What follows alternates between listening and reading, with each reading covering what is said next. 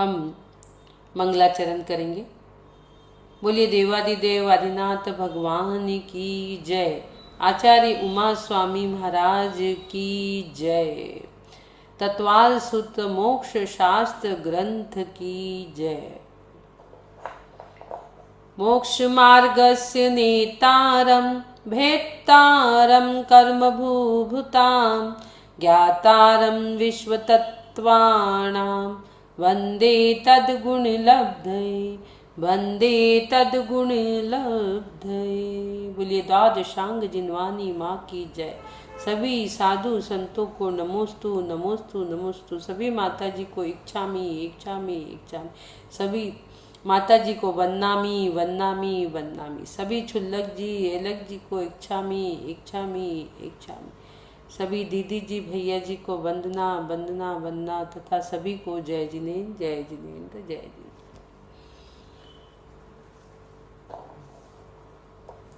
हम चल रहे हैं तत्वाल सूत्र मोक्ष शास्त्र ग्रंथ की स्वाध्याय की ओर, जिसमें हमारा 10वां अध्याय चल रहा है। 10वें अध्याय के माध्यम से हम मोक्ष तत्व को समझ रहे हैं। इसमें श्रद्धेय नाम का बालक सवाल करता है और आचार्य उमा स्वामी जवाब देते हैं। उसी में ये ग्रंथ की रचना हो जाती है, जिसमें 7 तत्वों का निरूपण किया है। क्योंकि तत्वार्थ श्रद्धानम सम्यक दर्शनम, जब तक तत्वों का श्रद्धान सही नहीं होगा तो आपको सम्यक दर्शन की प्राप्ति हो नहीं सकती। 7 तत्व में जीव अजीव आश्रव वन ये जो है सब संसार में है, और संवर निजरा जो मोक्ष के लिए है उसे हमें समझना है, जो उपादेय है। और मोक्ष तत्व जिसका वर्णन हम देख रहे हैं वो परम उपादेय है। अभी तक हमने जो मोक्ष तत्व में जो देखा वो देखा कि केवल ज्ञान मोक्षया ज्ञान दर्शना बनता है। हमने देखा कि मोह को नाश करके, मोह का क्षय करके 10वें गुण स्थान में और 12वें गुण स्थान में ज्ञानावरण दर्शनावरण अंतराय 3 कर्मों का क्षय करके मोक्ष की प्राप्ति होती है। हम यहीं तक शांत नहीं रहे कि सिर्फ मोक्ष की प्राप्ति हो गई और काम खत्म हो गया। केवल ज्ञान तो प्राप्त हुआ, लेकिन अब सिद्धत्व बनना है तो उनने 8 गुणों को नष्ट, 8 कर्मों को नष्ट कर सिद्धत्व की प्राप्ति की। यहाँ तक भी ठीक है कि सिद्धत्व की प्राप्ति की, लेकिन आगे भी आचार्य ने हमें बताया कि मोक्ष में जो रह रहे हैं उनके भाव कौन से हैं, जो कि हमने दूसरे अध्याय में औपशमिक छाई को भावो मिश्रस्य जीवस्य स्वतत्व मौदायिक पारिणामिक कौच 5 भाव पढ़े थे, जिसमें से औपशमिक भाव, छायोपशमिक भाव और औदायिक भाव और पारिणामिक भाव का एक भेद जो भव्यत्व भाव, उसको भी हमने समझा। अभव्यत्व तो सवाल ही नहीं, क्योंकि सम्यक दर्शन की कंडीशन है कि वो भव्यत्व हो। अब वो भव्यत्व भाव कहाँ लेके जा रहा है? आपको भव्य बनाने लेके जा रहा है। वो भव्यत्व भाव, भव्यत्व अपना आपको देता है और धीरे से निकल जाता है कि अब मेरा काम खत्म, आप भव्य बन गए। और भव्य के बाद आपने भव्यता की प्राप्ति भी कर ली, सिद्धत्व की। अब मेरा यहाँ काम नहीं है, तो वो भी नाश को प्राप्त हो जाता है। और वहाँ पर जो भाव रहते हैं, हमने कल देखे थे, केवल सम्यकत्व, केवल ज्ञान, केवल दर्शन और सिद्धत्व भाव, ये 4 भाव वहाँ पर रह जाते हैं। यहाँ तक की चर्चा कल हमने करी थी। अब कर्मों का क्षय हो गया, ये भाव भी उनके पास आ गए। तदनंतर कर्म के क्षय के बाद होने वाले कार्य की चर्चा और बता रहे हैं कि देखो, हाथ पे हाथ रखे ऐसे करना, कुछ न रहा जैसे। प्रभु के चरणन स्पर्शन की बात यहाँ पर चल रही है। अभी उसी को हम शेयर करेंगे। आगे का सूत्र कल हमारा 2, 3 और 4 हुआ था ना? क्यों सरोज बालाजी? 2, 3 और 4 हुआ था शायद, है ना? आज 5वां करना है। 5वां करना है क्या? हाँ ना। मोक्ष में होने के बाद के कार्य, अब वो मोक्ष तो पहुंच गए। अब वहां पर क्या हो रहा है ये देखो। तदनंतर मूर्धम गच्छन्ता लोकान्तात् तदनन्तरमूर्ध्वं गच्छन्ता लोकान्तात् तदनन्तरमूर्ध्वं गच्छन्ता लोकान्तात्। तदनन्तरमूर्ध्वं गच्छत्या लोकान्तात्। तो हमारी बात चल रही है कि कर्म के क्षय के बाद होने वाले क्या कार्य है, जिसकी बात हम यहाँ आज करने वाले हैं। तदनंतर तो शेयर कर रही हूँ। हाँ, श्लोक तदनंतर मूर्धम गच्छन्त्या लोकांतात् संधि विच्छेद तत् प्लस अनंतरम, तद प्लस अनंतरम, उसके बाद ऊर्ध्वम, उसके प्लस गच्छति, उसके बाद आलोक, लोकांतात में संधि विग्रह क्या हो गया, आलोक प्लस अनंतात। शब्दार्थ क्या हो गया, तत् यानी उसके, किसके, कर्मों के क्षय के बाद, अंतरम यानी पश्चात, जीवात्मा, मूर्धम यानी संधि विग्रह क्या हो गया है, ऊर्ध्वम ऊपर, और उसके बाद क्या हो गया, गच्छन्त्या लोकांतात, गच्छति यानी गमन करना, जाना, आलोकांत यानी लोकाकाश पर्यंत, मतलब आकाश के भी दो भाग है, अलोकाकाश और लोकाकाश। उसके बाद अर्थ, तदनंतर मुक्त जीव लोक के अंत तक ऊपर जाता है। तो यहाँ पर बता रहे हैं मोक्ष तो हो गया, और मोक्ष होने के बाद के कार्य, तो मोक्ष जब हो गया तो उसके बाद क्या होता है। तो मोक्ष होने के बाद सर्वार्थ सिद्धि जो है, पूरा 7 राजू ऊपर तक। एक मिनट, एक और पिक्चर आपको थोड़ा दिखा देती हूँ। ये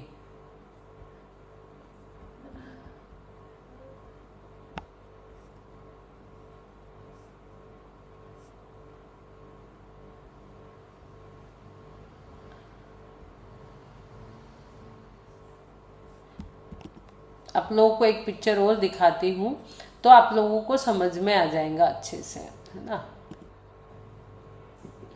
ये देखिए, ये हमारा 14 राजू प्रमाण पूरा लोक है। जो आपको ये हमारा जैन धर्म का सिंबल आपको जो दिखता है, ये पूरा लोक है। और ये जो पूरा आपको बाहर दिख रहा है, ये आकाश तत्व है, पूरा आकाश तत्व। उसमें 2 भाग हो गए, एक लोकाकाश, एक अलोकाकाश, है ना। तो ये जो आपको दिख रहा है 14 राजू प्रमाण, ये पूरा जैनिज्म सिंबल है। ये हमारा थोड़ा छोटा हो नहीं रहा है, क्या हो गया, ये छोटा क्यों नहीं हो रहा, थोड़ा सा इसको करते हैं।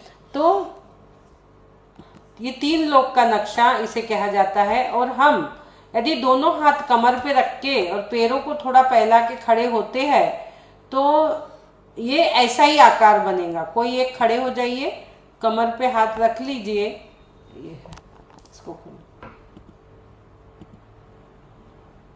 हाँ, कोई एक खड़े होकर कमर पे हाथ रखेंगे तो आपको समझ में आ जाएगा कि हाँ। तो ये पूरा कैसे है, 14 राजू प्रमाण, इसका 300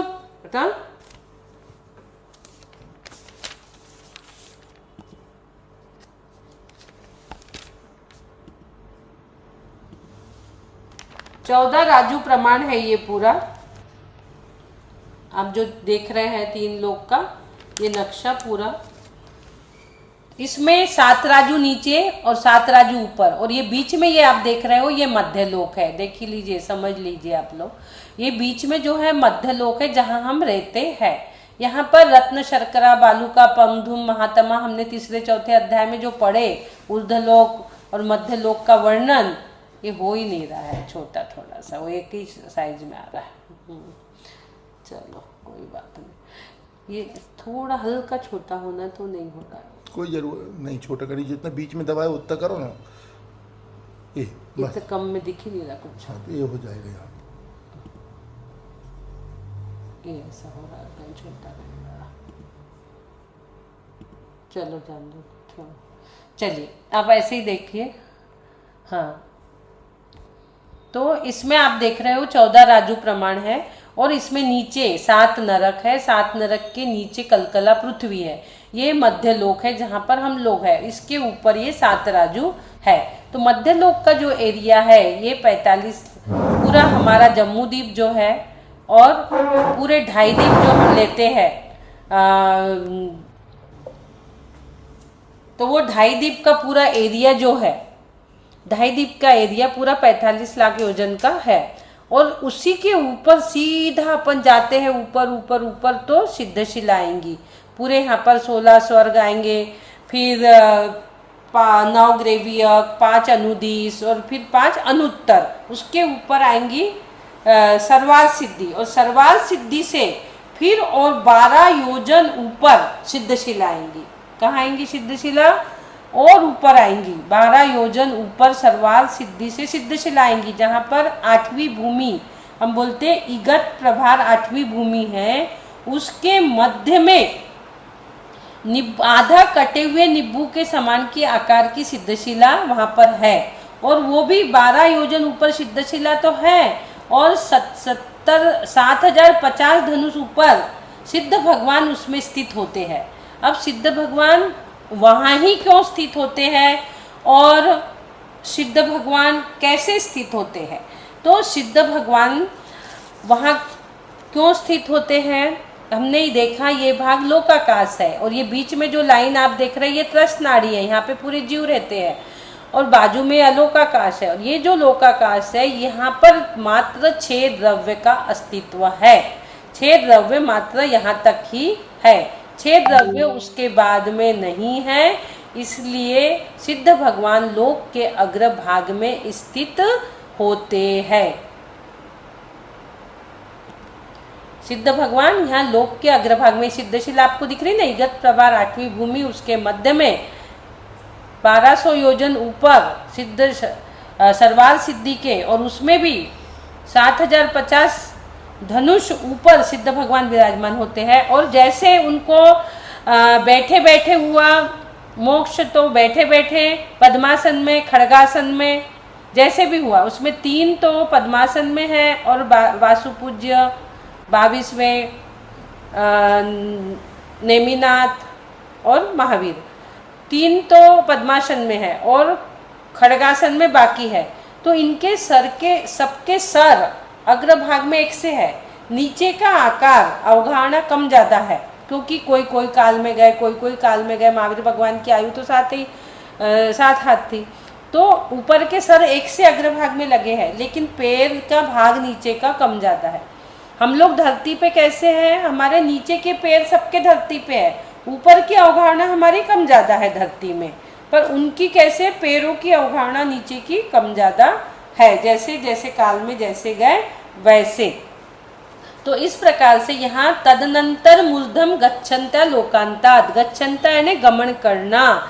जब जीव को सिद्धत्व की प्राप्ति हो जाती है तो गच्छन्ता गमन करता है, भाग दौड़ के नहीं जाता है, वो धीरे से ही जाता है, पर अंतर्मूर्त में उतनी ऊपर जाकर स्थित हो जाता है। समस्त कर्मों का क्षय होने के बाद मुक्त जीव लोक के अंत भाग पर्यंत ऊपर जाता है।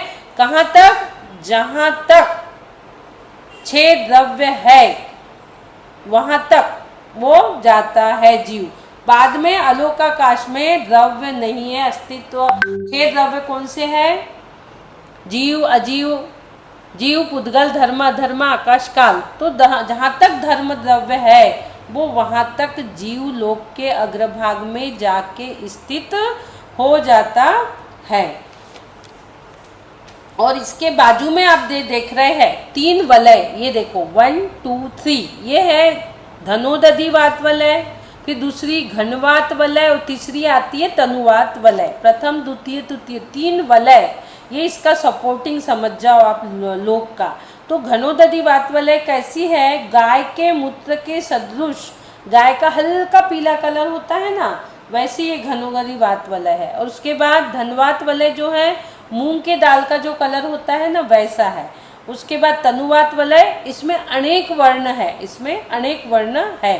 तो लोक के सहारे घनोदधि वात वलय है और घनोदधि वात वलय धनवात वलय के सहारे है। धनवात वलय तनुवात वलय के आधार पे है और तनुवात वलय आकाश के आधार पे और आकाश स्वयं के आधार पे है।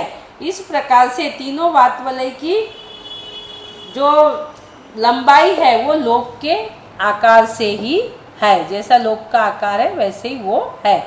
अब सिद्ध भगवान जो ऊपर स्थित होते हैं तो वो किंचित न्यून आकार से, जैसे बेनाया जी कहते हैं कि हम 80% के भाग से वो ऊपर जाके स्थित हो जाते हैं। इस प्रकार से ये हमने आज जो 5वां सूत्र देखा कि समस्त कर्मों का क्षय होने के बाद मुक्त जीव लोक के अग्रभाग में जाके स्थित हो जाते हैं। आप लोगों को यहाँ तक समझ में आ गया होगा। 4 तक कल हमने देखे थे और आज का हमने 5वां सूत्र देखा कि समस्त कर्मों का क्षय होने पे वो मुक्त जीव लोक के अग्रभाग में स्थित हो जाता है। अग्रभाग यानी एकदम अंतिम छोर तक, जहाँ तक धर्म द्रव्य है, जहाँ तक 6 द्रव्य है। सर्वात सिद्धि विमान से वो 12 योजन ऊपर है, उसकी 8 योजन मोटी, 1 राजू पूर्व पश्चिम और 7 राजू उत्तर दक्षिण ईशत प्रघार नाम की 8वीं पृथ्वी है, जिसके अंतिम ऊपरी भाग के बीचों बीच मनुष्य लोक प्रमाण 45 लाख योजन समतल अर्धगोलाकार सिद्धशिला है। 45 लाख योजन की ढाई दीप है और ठीक उसी के ऊपर 45 लाख योजन की इगत प्रमार भूमि और उसके मध्य में सिद्धशिला है। इगत प्रभार के ऊपर 2 कोस, 1 कोस और 1575 धनुष के क्रम से 3 वात वलय, अंतिम वात वलय के 1 कोस से कुछ कम मोटाई और 45 लाख योजन में अपनी अपनी अंतिम देह से कुछ न्यून आकार के खड्गासन पद्मासन सिद्ध विराजमान है। सबके सिर एक सम धरातल पे है और वे सब अधर अंतरिक्ष में स्थित है। ये हमारा 5वें नंबर का श्लोक हुआ। चलिए अब हम चलते हैं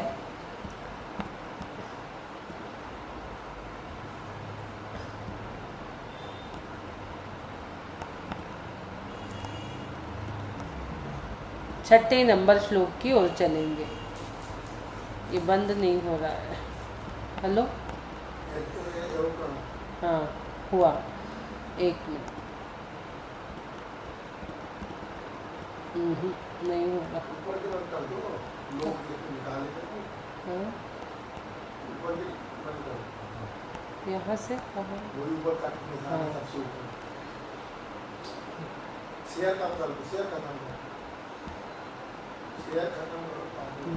चलेंगे अब हम 6 नंबर श्लोक की ओर शेयर करते हैं।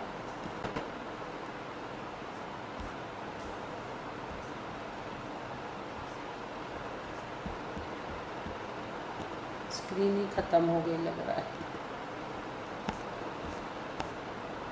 व्हाट्सएप खोलना पड़ेगा।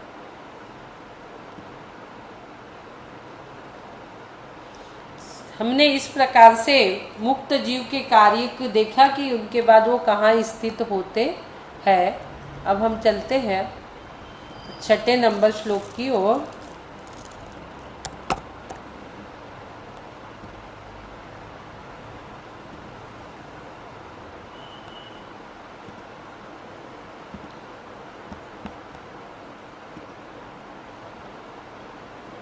ये देख, मोक्ष होने पर किन भावों का सद्भाव, ये हमने कल देखे थे।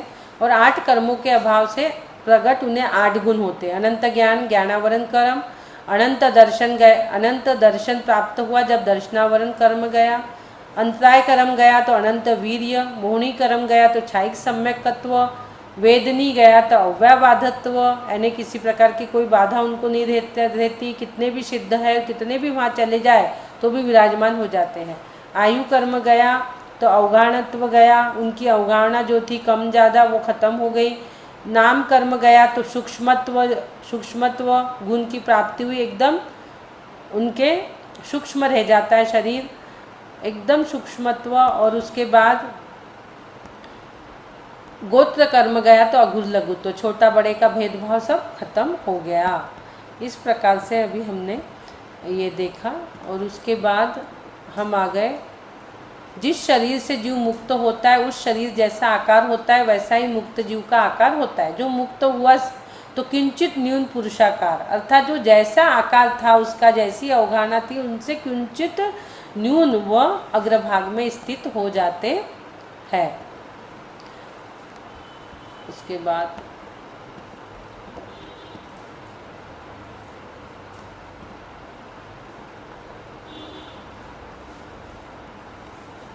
छः नंबर का श्लोक, हाँ ये है 6 नंबर की श्लोक की ओर अब हम चल रहे हैं कि मुक्त जीव के ऊर्ध्वगमन में क्या कारण है। अभी हमने देखा कि मुक्त जीव ऊपर चला गया, लेकिन वो जब ऊपर गया तो उसके 4 कारण बहुत अच्छे बताए हैं कि वो कैसे क्या गया है मुक्त जीव ऊपर। तो वो 4 कारणों को हम इनके माध्यम से समझेंगे। बहुत अच्छा सूत्र है, इसको अच्छे से समझिए। पूर्व प्रयोगाद संगत्वाद बंध छेदात था गति परिणामाश्च। पूर्व प्रयोगाद संगत्वाद बंध छेदात था गति परिणामाश्च। पूर्व प्रयोग, हाँ पढ़िए। लिंक नहीं आया है दीदी मेरे पास तो। अच्छा शेयर नहीं हुआ क्या? एक हाँ, मिनट, हाँ शेयर कर देती हूँ। बहुत अच्छा सूत्र है, इसको समझना मजा आएंगी आप लोगों को इस सूत्र को पढ़ने में। पढ़ो। पूर्व प्रयोगाद संगत्वाद बंध छेदार्थ गति परिणामश्च। पूर्व प्रयोगाद संगत्वाद बंध छेदात तथा गति परिणामाच। पढ़िए, और कौन पढ़ रहा है? पढ़ते जाइए। दीदी किसी का भी हाँ पढ़िए प्रतिभा जी, अनम्यूट करिए। और स्मिता जी पढ़ रही है क्या? अनम्यूट करिए। प्रतिभा जी नहीं, आवाज नहीं आ रही, अनम्यूट करो। Okay yes. पूर्व प्रयोग पूर्व प्रयोगाद संगत्वाद बंधेच्छेदात् तथात गति परिणामच्च। पूर्व प्रयोगात् संगत्वात् बंधच्छेदात् तथा गति परिणामाच्च। हाँ और कौन पढ़ रहा है? अंजू जी पूर्व unmute करो। प्रयोगाद संगत्वात् पूर्व प्रयोगाद संगत्वात् बंधच्छेदात् तथा गति परिणामाच्च च। पूर्वाप्रोगादसाङ्त्वाद बंध छेदातागति परिणाम च। पूर्व प्रयोगाद संगत्वाद बंध छेदात तथा गति परिणामश्च। ठीक है, अब इसके संधि विच्छेद हम कर रहे हैं। क्या हो रहा है? पूर्व प्रयोगात संगत्वाद, असंगत, यहाँ पे अ हो जाएगा। पूर्व प्रयोगा है ना, संधि विग्रह हो क्या? असंगत्वाद। उसके बाद बंध छेदात तथा गति, उसके बाद परिणामात च यानी ऊपर की चीजों को लेता है च, संधि विच्छेद हो गया पूर्व प्रयोगात। अब पूर्व प्रयोग से उसके बाद असंगत्वात यानी संग रहित। देखिए 4 चीजों को ध्यान रखना इसमें। बंध छेदात कर्म बंधन के नष्ट होने से, तथा गति परिणामात यानी ऊर्ध्वगमन स्वभाव होने से मुक्त जीव ऊर्ध्वगमन करता है। मुक्त जीव जो ऊर्ध्वगमन करता है तो उसके 4 कारण हैं। 4 कारण में क्या है? पूर्व प्रयोग से, दूसरा क्या हो गया? असंगत्वात से, तीसरा क्या हो गया? बंध छेदात से, और चौथा क्या हो गया? तथा गति परिणाम से, तथा गति परिणामाच। तो 4 गति परिणाम अर्थात ऊर्ध्वगमन स्वभाव होने से मुक्त जीव ऊपर की ओर जाता है। अभी हमने देखा था कि जीव ऊपर की ओर जाता है, तो क्यों जाता है? तो वो 4 कारण है। पूर्व प्रयोग से यानी क्या? और बंद छेदात यानी क्या, उसके बाद असंगात यानी क्या, और ऊर्ध्वगमन यानी क्या। आज तक हम आपको बताते थे कि ऊर्ध्वगमन जीव का स्वभाव है, इसलिए वो सीधा ऊपर की ओर जाता है और लोक के अग्रभाग में स्थित हो जाता है। लेकिन यहाँ पर 4 प्रकार बता दिए। पूर्व प्रयोगात यानी क्या हो गया, पहले से वो प्रयोग करते रहता है, मुझे सिद्ध बनना है, मुझे सिद्ध बनना है, मैं ऐसे व्रत लूंगा, मैं ऐसे ज्ञान की प्राप्ति करूंगा, मैं केवल ज्ञान की प्राप्ति करूंगा। पूर्व की उसकी पूरी तैयारी, पूर्व में जो भी उसने किया हुआ है मोक्ष के लिए पुरुषार्थ, प्रयत्न, उद्यम, उसको बोलते पूर्व प्रयोगात। पहले से उसका प्रयोग चल रहा है। वो मुनि बना, पहले ब्रह्मचारी बना, फिर क्षुल्लक जी, फिर एलक जी बने, फिर मुनि बने, फिर और उनने अपने 8 कर्मों का धीरे धीरे क्षय करा। तो पूर्व से ही वो पुरुषार्थ कर रहे थे, प्रयत्न कर रहे थे, उद्यम कर रहे थे, काय का मोक्ष पाने के लिए, उसको बोलते पूर्व प्रयोगात। दूसरा असंगत्वाद, मतलब संग रहित तो होने से। अब दूसरी बात यहाँ पर क्या आ गई कि संग में नहीं है वो, संगतवाद यानी अब क्या, संग को उनने छोड़ दिया। संग यानी क्या, साथ में, जैसे हम बोलते हैं ना हमारे संग आप है, ऐसा जो भी उनके संग में था कर्म, सब कर्मों को भी उन्होंने नष्ट कर दिया। संगतवाद यानी वो संग रहित हो गए, कोई भी उनके पास नहीं है, उनके साथ में नहीं है। जो आत्मा के साथ शरीर था, वो शरीर के संग थे, वो भी यहाँ खत्म होगा। तो वो असंगतवाद, ये बहुत अच्छी चीज आपको मैं बता रही हूँ। वो शरीर भी उनका छूट गया, आत्मा का शरीर के जो संग था वो भी छूट गया, कर्म भी छूट गए। जो जो चीज संगे लागी थी, कर्मों का दल संग जावत है, तो वो कर्मों के दल को भी संग से उनने मतलब अपने साथ जो था उसको, भावों को भी अलग कर दिया, संग रहित हो गया। उसके बाद आता है बंध छेदात। अब बंध छेदात यानी क्या था, कर्म बंधन के नष्ट होने से। मुनि महाराज भी अंतिम समय क्या करते, जब अंतिम समय होता है तो अपने संग को छोड़ के दूसरे संग के पास जाते हैं, स्थान परिवर्तन करते। क्यों कि मोहक्षया, उनको मोह का क्षय करना रहता है, संग का भी उन्हें मोह ना रहे कि हम इस संग के हैं, जगह का, स्थान का भी मोह उन्हें ना रहे, इसलिए वो असंगतवाद। उसके बाद बंध छेदा, कर्म बंधन के नष्ट होने से, मतलब कर्म कैसे होते हैं, आत्मा के संग एक में, क्षीर नीर के समान, जैसे दूध और पानी एक साथ है, ऐसे आत्मा के संग एक में होकर कर्म बंधे हैं। तो वो कर्म बंधन से भी परे, यानी उनको भी उनने नष्ट करे, अष्टकर्मों को नष्ट कर अनंत गुण की उनने प्राप्ति करी है। अब उसके बाद तथागति परिणामात, तथागति परिणाम यानी उनका ऐसा ही परिणमन होना था, जैसे गति वैसे मति बोलते ना अपन, तो तथागति परिणामात यानी ऊर्ध्व क्या हो गया, उनका ऐसा ही परिणमन होना है। तथागति यानी उनका उसी हिसाब से, मोक्ष के हिसाब से ही उनका ऐसा ही परिणमन होना है। और चौथी बात आती है, हेलो,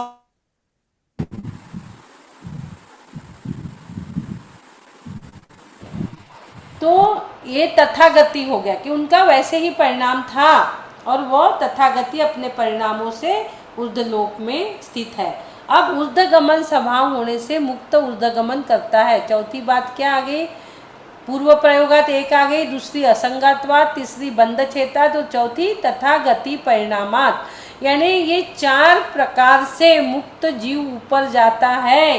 पहले से अभ्यास करना रहता है, 10 भाव पहले से, इसी भाव में नहीं, 10 भाव पहले की रहती है। ये 10 भाव से परीक्षा देते आता है, ऐसे की पर्याय से महावीर भगवान सुनते थे कि नहीं, तो पूर्व से ही वो प्रयोग करते आता है। 10 भाव लग जाते, 1 भाव की कमाई नहीं है, 10 भाव की कमाई है ये मोक्ष जाना।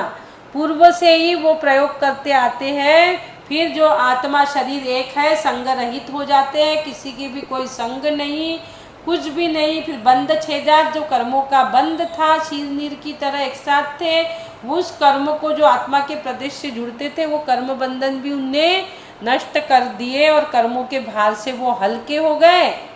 हम कर्म के वजह से आज नीचे धरती पे है और वो हल्के हो गए, इसलिए तथा गति परिणामात, उनकी गति ऊर्ध्वगमन स्वभाव के लिए मुक्त जीव ऊर्ध्वगमन करता है। तथा गति परिणामात यानी वो उस गति के परिणाम कर रहा था, उसकी वैसी ही गति होनी थी, पंचम गति सिद्ध गति ही उसको पाना था, तो वैसे उसके परिणाम चल रहे थे। ये सब चीजें हो गई, तब कहीं जाके वहाँ ये चार कारण से ऊर्ध्वगमन स्वभाव जो है जीव का, ऊर्ध्वगमन स्वभावी जीव को वो प्राप्त करता है, वो जीव अपने स्वभाव को। अब आगे की ओर हम चलते हैं। मुक्त जीव ऊर्ध्वगमन में चार ये जो दृष्टांत दिए, चार जो कारण बताए, इनको चार कारण को चार दृष्टांत से हम समझेंगे कि ये किस प्रकार है। आगे का सूत्र हम लेते हैं, एक और सूत्र इसी से कनेक्टेड है, अभी टाइम भी है हमारे पास, तो आगे चलेंगे हम। 5, 6, 7वां सूत्र, ये सब कनेक्टिंग है इसलिए लेना पड़ रहा है मुझे। 6वां दृष्टांतों से विश्लेषण है इसका, कि किस प्रकार से ये पूर्व प्रयोग, असंगतवाद, बंध छेदात, गति परिणाम, किस प्रकार से एक दृष्टांत से हम समझते हैं, इसलिए इसको हमें पढ़ना पड़ेगा। अविद्ध, कुलाल, चक्र, वद, व्यपगत, लेपा, लांबू, वदेरंड, बीज, वदाग्नि, शिखावच्च। थोड़ा सा ये कठिन है सूत्र, हाँ, इसको थोड़ा ध्यान से पढ़ना। लेकिन कल 2.5 साल की बच्ची आई थी, वो पहला अध्याय और 10वां अध्याय ऐसे बोल रही थी, खट खट खट खट एकदम।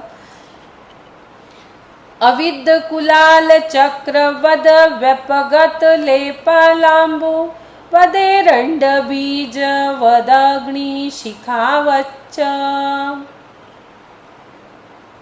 आविद्य कुलाल चक्रवद व्यपगत लेपालांबुवदेरंड बीजवदग्नि शिखावच्च। विरुद्ध कुलाल चक्र वध पैतले बीजाग्नि शिखा वच। यदि मेरे में ना ये बड़ा नहीं हो रहा स्क्रीन, करो, आपसे नहीं होगा, मैं करूंगी जब होगा। नहीं हो रहा, मैं बहुत बार कर चुकी वो। नहीं, आपसे नहीं होगा, मैं करूंगी।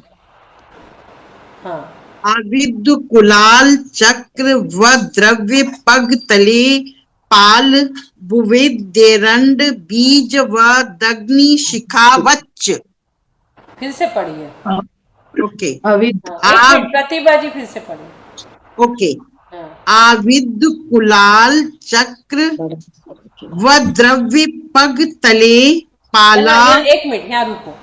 आविद्ध, कुलाल, चक्रवद, चक्रवद एक साथ। चक्रवद, ओके, चक्रवद। अब यहाँ बोलो, व्यपगत, चक्रवद, व्यपगत, हाँ, ओके, व्यपगत, व्यपगत, हाँ, लेपालांबु, लेपालांबु, हाँ, एक साथ। अब ओके, वदेरंड, लेपालांबु, वदेरंड, बीज, वद, बीज वद, बीज वद, वदग्नि, अग्नि, वदग्नि, ओके, वद अग्नि, हाँ, ओके, वद अग्नि शिखावच्च। हाँ, बहुत सुंदर। पढ़ो ओके, एक बार। थैंक यू दीदी। अविरुद्ध, कुलाल, चक्रवद, व्यपगत। लाल चक्र वध अविद्ध, आविद्ध है वो, अविद्ध नहीं है। आविद्ध, आविद्ध, कुलाल, चक्रवद, चक्र, व्यपगत, लेपालांबु, व्यपगत, वदेरंड, बीज, वदग्नि, शिखावच्च। विरुद्ध कुलाल अविद्ध, कुलाल, चक्रवद, व्यपगत, लेपालांबु, वदेरंड, बीज द्वगानि, बीज वदग्नि, शिखावच्च। वदग्नि पढ़ो इसको, वदग्नि, अग्नि है ना, वदग्नि, वद वदग्नि, और अग्नि, वदग्नि, वदग्नि। शिखावच्च, ऐसा पढ़ो, ठीक है। हाँ, कौन ओके। पढ़ रहा है और? दीदी मैं पढ़ रही हूँ दोबारा से, पढ़ो। थोड़ा, हाँ, थोड़ा सा स्क्रीन। आवृत कुलाल चक्र वध पय पय वग तले तले तले ये दिखाई नहीं दे रहा। पाला, चक्रवद चक्रवद व्यपगत व्यपगत लेपालाम्बु लेपालाम्बु वदेरंड वदेरंड बीजा बीजवदग्नि अग्नि शिखावच बीजवद अग्नि हाँ बीजवद बीजवदग्नि अग्नि बीज वद शिखावच्च। अग्नि शिखावच शिखावच्च। चलिए आगे चलते हैं। आविद बाकी है दीदी, कुलाल सुलोचना जी है। किसी को सुलोचना जी और बोलिए। पढ़ना है? चक्रवद पढ़ लो, किसी को और आविद पढ़ना है तो कुलाल पढ़ लो। चक्र मैं दीदी चलिए एक आविद बार कुलाल सरोज बालाजी एक बार चक्रवद फिर से पढ़ के बता दो। व्यपगता हाँ, इनको बोल लेने दीजिए। हाँ बोलिए बोलिए, सुलोचना जी बोलिए। बोलिए सुलक्षणा जी। आविद कुलाल चक्रवत व्यपगत लेप अलम्बु लेपाम्बु लेपालाम्बु हाँ लेपा लाम्बू वत वदेरंड वते वत वते हेरंड वत बीजवदाग्नि बीज वत अग्नि बीजवदाग्नि। बीज वद अग्नि शिखा बच्चे। हाँ ये अ नहीं है, आ है पहला अक्षर। हाँ आविद हाँ। कुलाल चक्रवद ऐसा है वो। पढ़िए सरोज बालाजी एक बार, सब लोग ध्यान से सुनो। सरोज बालाजी पढ़ रहे हैं, थोड़ा कठिन सूत्र है इसलिए हम बार बार ले रहे हैं इसको। आविद कुलाल चक्रवद व्यपगत लेपालाम्बुवदरेण्ड बीजवदग्नि शिखावच्च। बहुत बढ़िया। संधि विग्रह करेंगे। आविद प्लस कुलाल प्लस चक्रवत प्लस व्यपगत लेप, फिर यहाँ पे लेप के आगे आ है ना, और एक वो दिख रहा है चिन्ह, तो वो साइलेंट अ है, इसलिए यहाँ पे हो जाएगा अलाम्बू। अलाम्बू साइलेंट अ है, लेप अलाम्बू वदेरंड। वदेरंड का भी क्या हो गया? एरंड। एरंड के बीज को वदेरंड, एरंड का बीज है वो। अलाम्बू वत एरंड बीज वत अग्नि, वदाग्नि यानी यहाँ पे आ गया अग्नि। शिखावत, शिखावत प्लस च। आविद यानी घुमाए गए चलते हुए, जो चाक को घुमाते हैं ना एकदम जोर से, कुम्हार घड़ा बनाते समय, आविद। उसके बाद कुलाल यानी कुम्हार के द्वारा। चक्रवत यानी चक्र के समान जिसका हट गया है, चक्र के समान जिसका हट गया है। लेप, लेप लेप यानी लेप, जो ऊपर से मिट्टी का लेप आदि लगाते हैं ना कोई भी, तो लेप यानी उसको कवर करना। ऐसी अलाम्बुवत यानी तुम्बी की तरह। अलाम्बू यानी यहाँ क्या बता दिए? अलाम्बू यानी एक तुमड़ी रहती है, तुबड़ी, उसको बोलते हैं यहाँ पे अलाम्बू, तुमड़ी की तरह। एरंड यानी एरंडी के बीज, पता ही है। बीजवत यानी बीज की तरह। अग्नि शिखावत यानी अग्नि की शिखा के समान यह जीव। च यानी स्वभाव से ऊर्ध्वगमन करता है। तो इसका अर्थ क्या हो गया? घुमाए गए कुम्हार के चक्र के समान, लेप से मुक्त हुई तुमड़ी के समान, एरंड के बीज के समान और अग्नि की शिखा के समान। देखो अभी हमने 6वें नंबर के श्लोक में 4 चीज देखी थी, पूर्व प्रयोगात, संगतवाद, बंध छेदात और परिणाम, गति परिणाम। चारों चीजों की इन्होंने 4 उदाहरण से समझा दिए हैं। तो अब ये कैसे है? एक में आगे कोई पेज है क्या इसमें? आगे कोई पेज नहीं है। चलिए हाँ, तो इसी को हम रखते हैं। अब हम एक एक को समझते हैं। अविद्ध यानी घुमाए गए, कुलाल यानी कुमार, चक्रवत यानी चाक के समान, व्यपगत लेप, आलाम्बुवत यानी व्यपगत यानी पृथक हो गया, व्यपगत यानी पृथक होना, लेप यानी मिट्टी का लेप, और अलाम्बु यानी तुम्बी फल। एक तुम्बी फल होता है, तुमड़ी का फल बोलते हैं उसको। तुम्बी तैरने के वत, तुम्बी तैरने के वत, तैरती है ना उसको, तरह तैरने के तरह समान, और वो फिर पृथक हो जाता है। मिट्टी का लेप, जिससे ऐसी तुम्बी के समान, अरंड बीजवत यानी एरंड बीज के समान। अब 4 चीज को हम यहाँ समझेंगे, बहुत अच्छी बात है, अच्छे से समझिए इसको। कुम्हार द्वारा घुमाए गए चाक की तरह पहला जो हमने ये पढ़े थे यहाँ पर पूर्व प्रयोगात, अभी जाएंगे पीछे थोड़ा सा, ये दो आपने पढ़े पूर्व प्रयोगात, 4 चीज यहाँ पढ़े हैं, पूर्व प्रयोगात, असंगात, बंध छेदात तथा गति। अब पूर्व प्रयोग जो है इसको हम समझते हैं एक उदाहरण से। तो इसके लिए कौन सा उदाहरण आया है, इसके लिए आ गया यहाँ पर जो उदाहरण दिया है पूर्व प्रयागत के लिए, यानी पूर्व संस्कार से। तो पहला इसका जो उदाहरण हो गया, कुम्हार द्वारा घुमाए गए चाक की तरह पूर्व प्रयोग से। अब चाक का उदाहरण दे दिया पूर्व प्रयोग के लिए, मतलब क्या हो गया कि पूर्व का अर्थ क्या हो गया, पूर्व के संस्कार। हम बोल रहे हैं ना, 1 भोग की कमाई नहीं 10 भोग की कमाई है। तो पूर्व संस्कार से प्राप्त हुआ वेग, कुमार चाक घुमाता है और उसका डंडा जो रहता है बीच में उसको निकाल भी देता है, फिर भी वो चाक घूमते रहता है। कैसे घूम रहा है वो, उसको पूर्व के संस्कार है, उसको कुमार ने घुमा दिया था, फिर भी डंडा निकालने के बाद भी वो घूम रहा है। तो उस पर उसे चाक पर रखकर घुमाता है, चाक घूमने लगता है, उसके बाद कुम्हार डंडे को हटा लेता है। फिर चाक जब तक उसमें पुराना संस्कार है तो वो घूमते रहता। इसी तरह संसारी जीव जब तक मुक्ति की प्राप्ति के लिए बार बार प्रयत्न करेगा नहीं, तब तक वो मुक्ति गमन नहीं कर सकता। तो पूरब से बार बार प्रयत्न करता था और एक बार उसको मुक्ति गमन हो गई। मुक्त हो जाने पर यह भावना और प्रयत्न जो था वो नहीं रहा, फिर भी पुराने संस्कारवश जीव मुक्ति की ओर चला गया, क्योंकि हमने भाव को भी नष्ट होते हुए इसमें देख लिया है पहले में।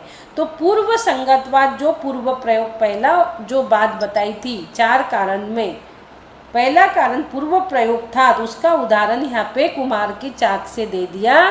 कुम्हार ने डंडा मारा, चाक को घुमाया, डंडा निकाल दिया, फिर भी वो चाक घूम रहा है। क्यों घूम रहा है, उसके पूरब के स्वभाव से, संस्कार से। उसी प्रकार से पूर्व प्रयोगात मुक्त जीव पूरब के अपने संस्कार से मुक्त होता है। जो उसका वेग चला आता है, जो मुक्त होना है उसका 10 भाव से वेग चलाता है, और अच्छे संस्कार करते करते वो एक दिन मुक्ति को पूर्व प्रयोग से यानी पुराने संस्कार से जीव मुक्ति को गमन कर जाता है। पहला हो गया। दूसरा हमने क्या दिखे थे, असंगतवाद। असंगतवाद को कौन सा उदाहरण दे रहे हैं, अब आगे ये देखो जो आपको कठिन लग रहा था, कौन सा, कुलाल कुम्हार के द्वारा चक्रवत चक्र के समान, उसके बाद लेपा लंबू। अब ये आ गया तुम्बी जो होती है ना, तुबड़ी जो नदी में उसको डालते हैं मिट्टी के भार से, यानी वो क्या होता है, मिट्टी का लेप उस पर लगा रहता है। जैसे मिट्टी के भार से लदी हुई तुम्बी जल में डूबी रहती है, मिट्टी का भार उसके ऊपर है, मिट्टी का लेपन है, मिट्टी डूबती है, मिट्टी तैरती नहीं है, किंतु मिट्टी का भार दूर होते ही वो जल के ऊपर आ जाएंगी। एक तुम्बी है, तुमड़ी मिट्टी से लपेटी हुई है तो नीचे बैठी है। अब पानी में क्या हो गया, मिट्टी छोड़ दी तुमड़ी ने, अब वो तुमड़ी हल्की हो गई, ऊपर आ गई। वैसे ही जीव कर्म के भार से लदा हुआ था तो नीचे था, और जीव कर्म के वश होकर संसार में डूब रहा था,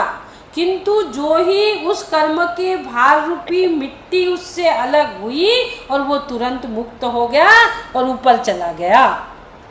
जो हमारी संसार रूपी मिट्टी का लेपन है हमारे शरीर आत्मा पे, ये शरीर का, कर्मों का, ये सब मिट्टी तो है, मिट्टी पलीती तो होना है।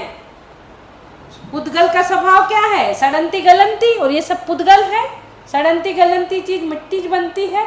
तो वो क्या कर रहा है, मिट्टी के भार से, कर्मों के भार से जीव दबा था। अब जैसे ही उसने कर्म को अलग करा, मिट्टी को अलग करा, शरीर को अलग करा, वो मुक्त हुआ तो ऊपर की ओर चला गया। ये दूसरा कारण हमने असंगतवाद। तीसरा क्या आया सूत्र में, बंध छेदात, पूर्व प्रयोगात असंगतवाद बंध छेदात, तीसरी चीज। अब उसको एक उदाहरण से समझेंगे।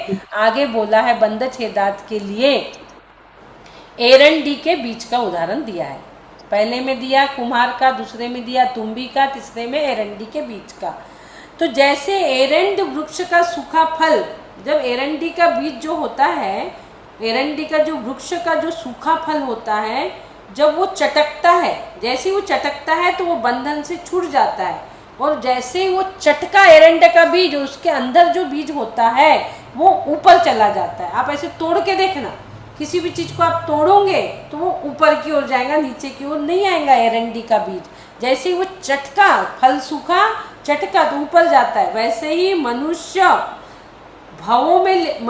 आदि भवों में ले जाने वाले गति नाम, जाति नाम आदि समस्त कर्म बंध के कट जाने पर, गति जाति जो रहती है ना हमारी, सारे के सारे कर्म बंधन हमने देखे, नाम कर्म की 93 प्रकृतियां कैसे जाती है, लास्ट में 72 85 बच जाती, पहले फिर 63 गई, केवल ज्ञान हो गया, 72 गई, 85 बची, पहले 72 गई और अंतिम समय में 13 जाती है। ऐसी प्रकार ये मनुष्य आदि भवों में ले जाने वाले गति नाम जाति आदि जो भी कर्म थे, सारे के सारे समस्त कर्म बंध के कट जाने से जीव मुक्त हो जाता है, और आत्मा को ही वो क्या करता है, मुक्त ही, यानी आत्मा ऊपर को ही चली जाती है। कर्म के भार से नीचे दबी थी, कर्म खत्म हो गया, एरंडी के बीज के समान, जैसे एरंडी का बीज टचका और एरंडी का बीज ऊपर चला जाता है, ऐसे ही जैसे ही कर्म छूटे और जीव ऊपर, टाइम नहीं लगता, जैसे ही लाइट की बटन दबाए अंधेरा भगा प्रकाश हुआ, इसी प्रकार जैसे ही एरंडी का बीज चटका और बीज ऊपर अपने आप चढ़ जाता है। जैसे ही कर्म चटके, कर्म जैसे ही चटके, आत्मा उसमें से निकली और ऊपर की ओर चली गई। समझ में आ गया? 3। चौथा कारण क्या था? गति परिणामश्च। उसके लिए क्या दिया है? गति परिणामश्च, अग्नि की शिखा के समान, अग्नि का उदाहरण दे दिया है। ऊर्ध्वगमन स्वभाव का उदाहरण, जैसे वायु के न होने पर दीपक का उदाहरण इसमें दिया है। दीपक की लो क्या होती है? ऊपर जाती है। दीपक की लो को कभी नीचे आते नहीं देखोगे आप, ऊपर, वो बुझती भी रहेंगी तो भी ऊपर जाएंगी वो। वैसे ही मुक्त जीव अनेक गतियों में ले जाने वाले कर्मों के अभाव में, जो हमें 84 लाख योनि में और 4 गति में भ्रमण करा रहा था, ऐसे अनेक गति में ले जाने वाले कर्मों के अभाव में वो ऊपर ही जाता है। उसकी 84 लाख योनि खत्म, सम्यक दर्शन होते ही 58 लाख योनि खत्म हो जाती है। फिर धीरे धीरे जैसे ही मुक्त हुआ 84 लाख योनि उसकी खत्म। जैसे अग्नि का स्वभाव ऊपर ऊपर जाने का है, वैसे ही जीव का स्वभाव भी ऊर्ध्वगमन है। अब आपको समझ में आ गया होगा। 4 प्रकार के उदाहरण के माध्यम से 6ठे नंबर के श्लोक को 7वें नंबर में बताया है। 6ठे नंबर का श्लोक हमारा क्या था? क्या था हमारा कि 4 चीजें उसमें बताई गई थी। 6ठे नंबर के श्लोक में 4 चीजें, जो हमारा श्लोक था वो था पूर्व प्रयोगात संगत्वाद बंध छेदात गति परिणामश्च। 4 चीजें थी उसमें। एक बार मैं और रिपीट आपको कर दे रही हूँ कि क्या था? पहला पूर्व प्रयोग, दूसरा असंगतवाद, तीसरा बंध छेदात और गति परिणामश्च। 4 चीजों को 4 उदाहरण। जीव मुक्त तो हो गया, मोक्ष तो चले गया, पर कैसे गया? बस इसी जन्म में मुनि बना और मोक्ष हो गया क्या? पूर्व प्रयोगात, वो 10 भाव से तैयारी कर रहा था, 1 भाव की नहीं थी। आदिनाथ भगवान की कमाई, 24 तीर्थंकर की कमाई। पूर्व प्रयोगात, तो 24 तीर्थंकर डायरेक्ट सिद्ध भी नहीं बनते जब तक वो संसार में हम जैसे भोले भाले जीव को उपदेश नहीं देंगे, हितमित प्रिय वचन नहीं देंगे, तब तक वो मोक्ष की प्राप्ति नहीं करते। उनकी जगह जगह समोशरण लगते, जगह जगह वो तीर्थ उपदेश देते हैं और फिर मुक्त को प्राप्त होते हैं। तो 1 भाव की कमाई नहीं, 10 भाव पूर्व प्रयोगात, पूर्व से ही प्रयोग हो गया, पूर्व से उनके प्रयोग शुरू हो गए। उसके बाद असंगतवाद, फिर उनने जो संग था उनका, पूरे संग को उनने, जो संगी साथी जो भी कर्म थे, शरीर थे, और वो तो दो थे ही, परिवार संसार ये तो था ही, वो तो छूट ही गया, वो सब उस पे चल गए पूर्व प्रयोगात पे। तो अब वो असंगतवाद, अब जो उनके संग शरीर था, जो शरीर था उनका, वो भी उनके साथ जो चल रहा था जो भी भाव उनके चल रहे थे वो भी असंगत्वाद, कोई वो संग साथी कोई नहीं बचा। हम भी जो संग में है ना एक साथ, हम बोलते हैं ना हमारे साथ चलो, हमारे संग रहो, हमारे साथ, तो वो जो उनके संग जो चीज़ थी वो भी छूट गई। तीसरा बंध छेदात, अब कर्म जो बंधे हुए थे आत्मा के प्रदेश से वो सारे के सारे कर्म का भी छेदन कर दिया, कर्म छिद गए, भेदन हो गया। चौथा था गति परिणामच्च, अब उसके परिणाम जैसी गति वैसी मति, पंचम गति के परिणाम उसके बन रहे थे, तो चारों गति खत्म और पंचम गति परिणामश्च, तो उसके जो पारिणामिक भाव जो थे, जीवत्व भाव जो, बाकी तो अभव्यत्व भव्यत्व सब चलेगा, अब पारिणामिक भाव जो था जीवत्व भाव वो तो मोक्ष तक रहता है, निगोज से लेकर आखिरी तक, उस भाव के साथ परिणामश्च जैसी गति परिणामश्च, पंचम गति सिद्धत्व को वो प्राप्त होते हैं। इसके लिए उदाहरण क्या का आया है, दीपक का, दीप शिखावच्च, जैसे अग्नि ऊपर जाती है वैसे। पूर्व प्रयोगात के लिए कुम्हार के चाक का आया। असंगतवाद के लिए काय का उदाहरण दिए उन्होंने कि जो संग है वो भी, यानी जैसे तुमड़ी है, मिट्टी का लेपन है, वो मिट्टी का लेपन छूट गया, तो उन्होंने असंगतवाद यानी उसका मिट्टी का संग छूट गया और एरंडी तुम भी ऊपर तैरने लगी जो दबी थी। तीसरी बात क्या की आई, बंद छेदा, मिट्टी की बनी रहती है और लेपन भी मिट्टी का, इसलिए संग में जो लोग रहते हैं वो भी उसी विचारधारा के रहते हैं, हाँ, वो भी छोड़ना है। तो वो जो उनकी मिट्टी का लेपन था उसको, तुमड़ी को, वो उसका निकलने से हल्की होके पानी में तैरने लगी तो वो ऊपर चले गए। मिट्टी की रहती वो, हाँ, वो भी मिट्टी की रहती पर उस पर जो एक्स्ट्रा लेपन था वो निकल गया। तो इसी प्रकार संग में जो रहते हैं वो भी उसी विचारधारा के मुनि रहते हैं, तो उनको भी छोड़ना है। तो हमारे भी संग में जो भी मुनि महाराज आदि रहते हैं, लास्ट में देखो संग को छोड़ देते हैं, दूसरे संग में चले जाते हैं, यानी मोह क्षयाच ज्ञान दर्शनावंतराय, 10वें गुणस्थान में मोह जाएगा जब ज्ञान हो।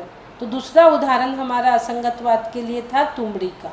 तीसरा बंद छेदात के लिए कौन सा उदाहरण था, एरंडी के बीज का, एरंडी के बीज यू टच का और ये ऊपर चल जाता है बीज। ऐसे ही हमारे कर्म चटके, जैसे अष्टकर्म नष्ट हुए और जीव अपने उद्गमन स्वभाव को प्राप्त करता है।